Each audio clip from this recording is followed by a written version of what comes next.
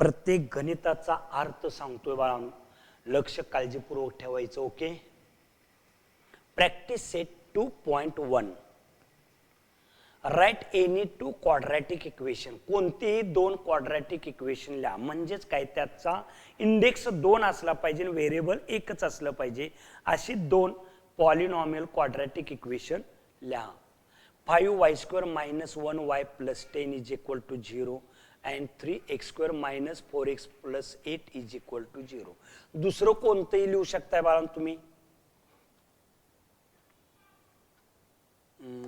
5x² - किंवा +10x + 100 = 0. हे सुद्धा आपल्याला क्वाड्रॅटिक इक्वेशन म्हणता येईल. एकच व्हेरिएबल दिलंय, इंडेक्स 2 दिलाय.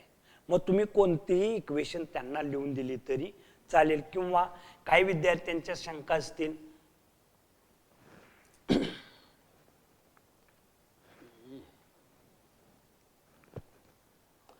(5a² - 25a + 7 = 0. ए तर एच घ्या, एक्स तर एक्सच घ्या, वाय तर वाय घ्या, एम ला एम घ्या, एन ला एन, पी ला पी, क्यू ला क्यू. एकच व्हेरिएबल असलं पाहिजे आणि त्याचा इंडेक्स 2 असला पाहिजे, तरच परीक्षेला आपल्याला मार्क्स मिळतील. प्रश्न नंबर 2, पेज नंबर 34 वर आहे बघा. Decide which of the following are quadratic equation. आपल्याला 6 पॉइंट दिलेले आहेत. 6 गणितामध्ये कोणते क्वाड्रॅटिक इक्वेशन आहेत आणि कोणती क्वाड्रॅटिक इक्वेशन नाहीत ते ओळखायचं आहे. x² + 5x - 2 = 0. हे क्वाड्रॅटिक इक्वेशन मी लिहून घेतले इथं. The given equation is x² + 5x - 2 = 0. Maximum index of the variable is 2. किती इंडेक्स दिला आपल्याला? 2 दिलेला आहे. Therefore the given equation is a quadratic equation. ह्या किमती नाही काढल्या तर चालेल, त्याचा काही संबंध नाही आपल्याला इथं बाळा. क्वाड्रॅटिक इक्वेशन आहे.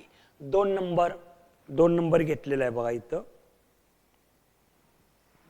The given equation y² = 5y - 10.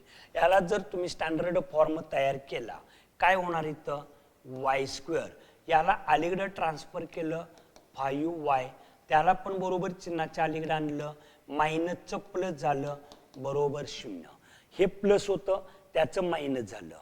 बरोबर चिन्हाच्या अलीकडे आणल्यानंतर प्लसचं मायनस, मायनसचं प्लस होतं. साइन बदलतं का? तर बरोबर चिन्ह ओलांडताना पक्षांतराचे नियम असतात बाळांनो.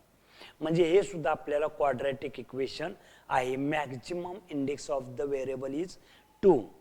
Therefore the given equation is a quadratic equation.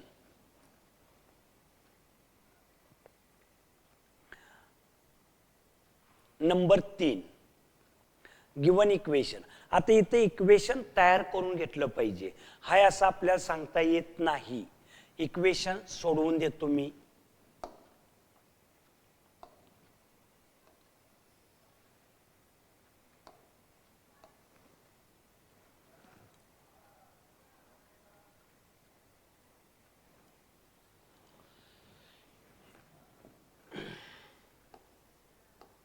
y² +